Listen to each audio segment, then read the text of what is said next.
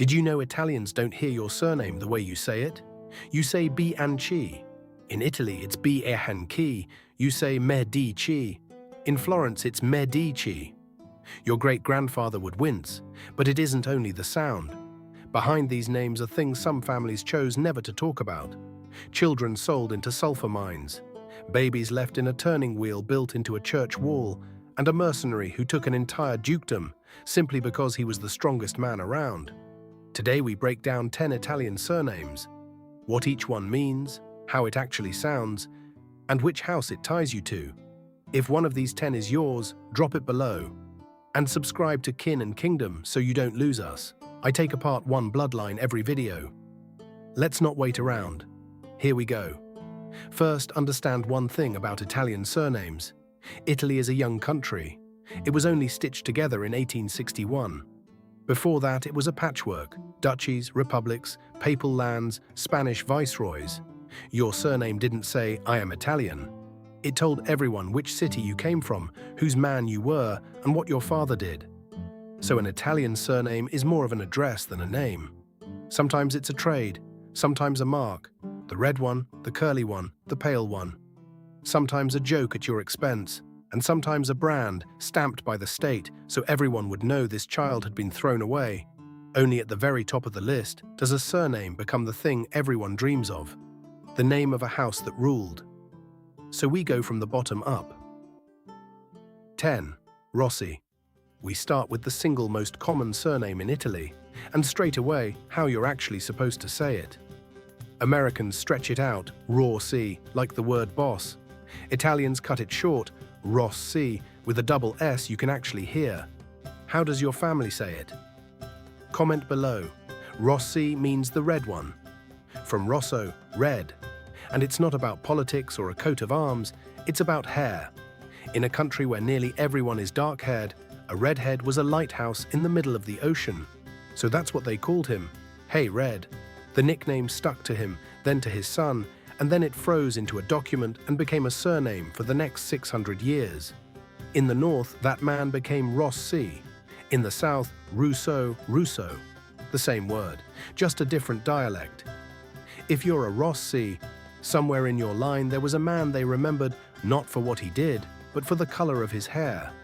And that was enough to mark all of his descendants. 9. Ferrari. Yes, that name. But Ferrari isn't about cars, whatever you might think. It's about iron. Though listen first to how it gets mangled. Americans say Fu-ra-e, swallowing the R. Italians roll it Ferrari, with a growling double R. Try it in the comments. Ferraio, the blacksmith, from the Latin ferrarius. The most ordinary trade there is, one of thousands. Italy had as many smiths as Germany had Schmitz and England had smiths. Your ancestor hammered horseshoes and hinges. He did not build sports cars. But while we're here, here's a fact very few people know. The prancing horse on the Ferrari badge doesn't belong to Enzo. That horse was painted on the fuselage of Francesco Baracca, the greatest Italian flying ace of the First World War, 34 kills to his name. In 1918, they shot him down. In 1923, his mother walked up to a young racing driver named Enzo Ferrari and said, "Take my son's horse, it will bring you luck." So on every red car, the horse of a dead pilot is still galloping. I doubt you knew that. If you're a Ferrari, your ancestor was a blacksmith, the backbone of any village. 8. Bianchi. Now here everybody trips. You almost certainly say Bianchi. The right way is Bianchi. In Italian, chi is read as a K, always. Chianti is Chianti, not Chianti. Confess in the comments how you've been saying it your whole life. Bianchi means the whites. From Bianco. Another mark, fair hair, pale skin. But behind this word stands one of the nastiest stories in Florence, the year 1300. Florence splits in two, Bianchi and Neri, whites and blacks, not football teams, factions that cut each other apart in the streets over who came first, the Pope or the city. The whites wanted Florence to decide for herself. The blacks stood with the Pope, and in 1302, the blacks won. The whites were thrown out of the city, and among them was a man named Dante Alighieri. They sentenced him to be burned at the stake if he ever returned. He never returned. He died in exile in Ravenna, never seeing Florence again. And in those years, he wrote the Divine Comedy. If you're a Bianchi, your name was being shouted on those streets the day the city drove its greatest poet into the wilderness. 7. Ricci. Ricci means the curly one, from Riccio, curly, and also hedgehog, which describes that head of hair rather accurately. Now learn the rule, it's the mirror image of the last one. Americans say Rick-E, Italians say Ricci. A double C before an I is read as CH, so KH is a K and CCI is Chi. Italian is logical, just on its own terms. Another nickname, but one of the Rei went further than all of them. Matteo Ricci, a Jesuit from Macerata. In 1582 he sailed to China, a country sealed shut against foreigners. And he did what nobody else did. He didn't try to break the Chinese over his knee. He learned the language. He dressed as a Chinese scholar. He studied Confucius and quoted him from memory in front of the mandarins. It took him 18 years to reach Beijing. He became the first European ever allowed inside the Forbidden City.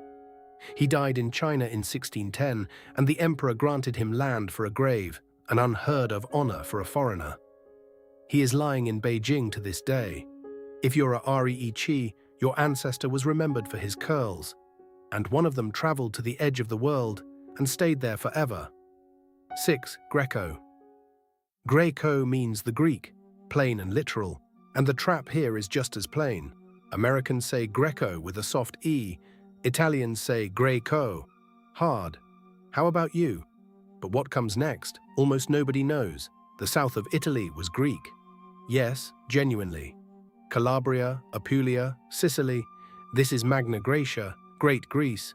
Greeks founded those cities centuries before Rome existed. Then Byzantium came and ruled the south for hundreds of years. They held the liturgy in Greek, wrote in Greek, thought in Greek. And now the astonishing part, in the remote villages of Calabria and Salento, they still speak Greco, a direct descendant of that same ancient Greek.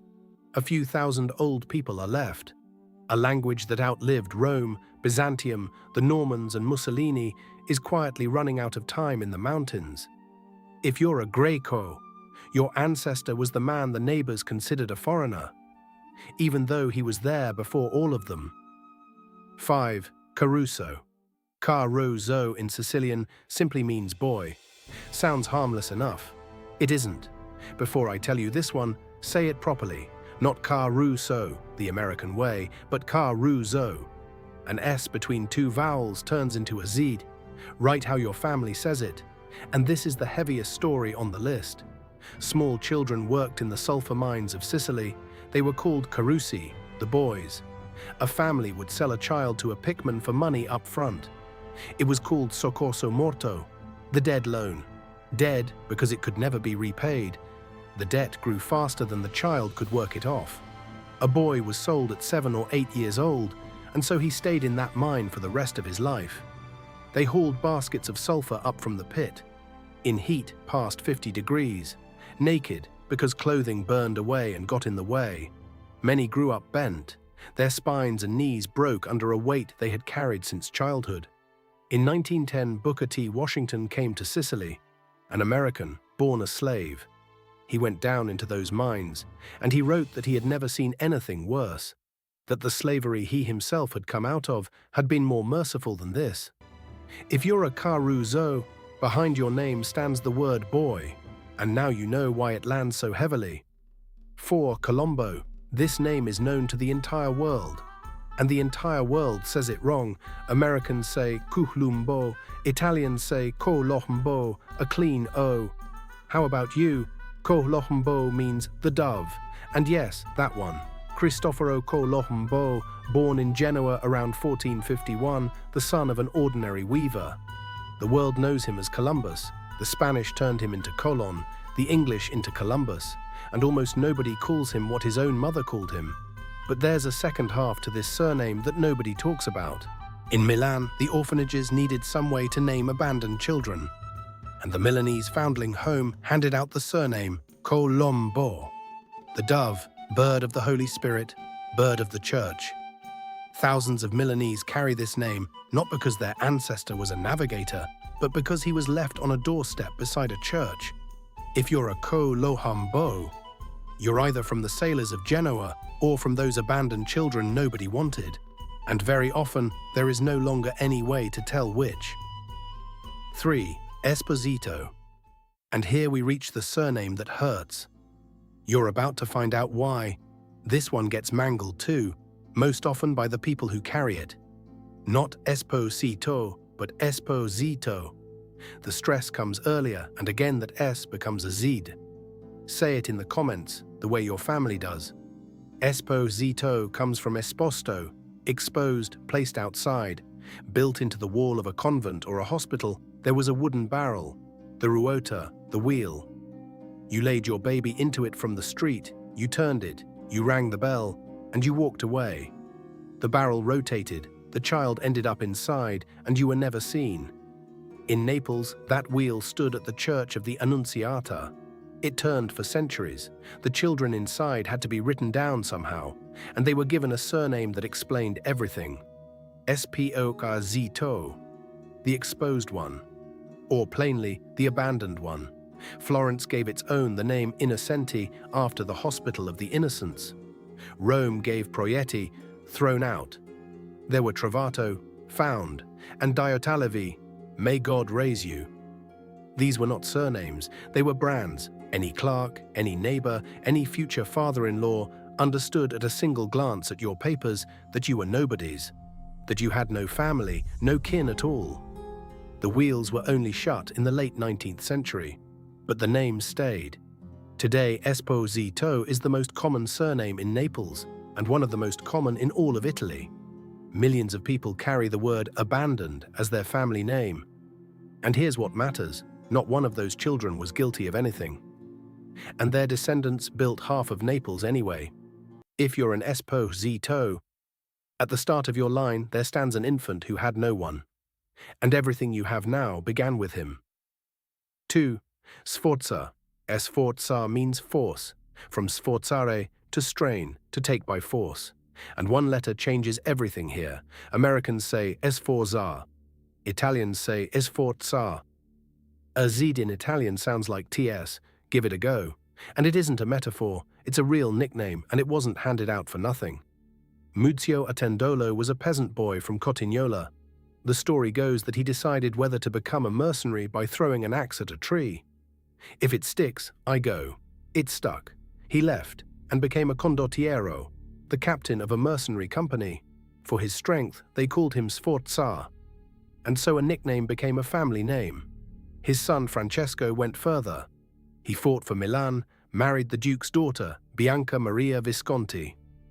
And when the Visconti line died out, he simply took Milan for himself. In 1450, the son of a peasant mercenary became Duke of Milan. His grandson, Ludovico Sforza, called the Moor, kept an engineer at his court and handed him everything: canals, weapons, party decorations. The engineer's name was Leonardo da Vinci. The Last Supper was painted on Sforza's commission. And Caterina Sforza, when they took her children hostage and demanded she surrender the fortress, climbed up onto the wall and, if the chroniclers are to be believed, made a gesture at her enemies that meant, "Do what you like, I'll have more." An unbelievably brazen thing to do. If you're a Sforza, your line began with an axe sticking into a tree. 1. Medici. And the summit, and with it, the most famous mistake in Italian. The whole world says Medici. Italians say Medici. The stress on the first syllable. Almost nobody outside Italy gets it right. Be honest in the comments, how have you been saying it? Medici means the doctors. Plural of medico. Think about that. The most powerful family of the Renaissance is named the physicians. No royal blood, no castle, a trade. Perhaps that's why their crest carries those spheres, pills or coins. People still argue about it. They began with money. In 1397, Giovanni di Bicci opened a bank. By mid-century, the Medici Bank was the largest in Europe, and the Medici were bankers to the Pope. Whoever holds the church's accounts holds the church itself. Then came Cosimo the Elder, and after him Lorenzo the Magnificent, the man who fed Michelangelo at his own table and kept Botticelli in work. Now count where a family of doctors ended up. 4 popes, Leo X, Clement VII, and others. The Medici wore the tiara. 2 queens of France, Catherine de' Medici, who ruled France through 3 of her sons, and Marie de' Medici after her. They owned Florence for 300 years, from an apothecary's shop to the papal throne and the royal bedchamber of France. If you're a Medici, your surname means the doctors, and it was exactly those doctors who crowned popes and married their daughters to kings. Close, all of those houses fell. The Medici burned out in 1737, the last duke died without an heir. The Sforza lost Milan, the foundling wheel was boarded shut, the sulfur mines closed. Dante never went home, and the surnames boarded ships. Between 1880 and 1920, more than 4 million people left Italy. Ellis Island, Buenos Aires, Sao Paulo, Melbourne. They carried bundles, a dialect, and a name. Many of those names got broken over there. Esposito became Esposito, Ricci became Ricci, Colombo became Colombo. But the surname survived. It outlived the dukes, the mines, and the ocean. So, which of the 10 is yours? Put it below, and tell me how your family says it, and how you think it's really pronounced. The names that come up most, I take apart in the next video. Subscribe to Kin and Kingdom and leave a like if you learned something new about your own blood. See you in the next one, very soon.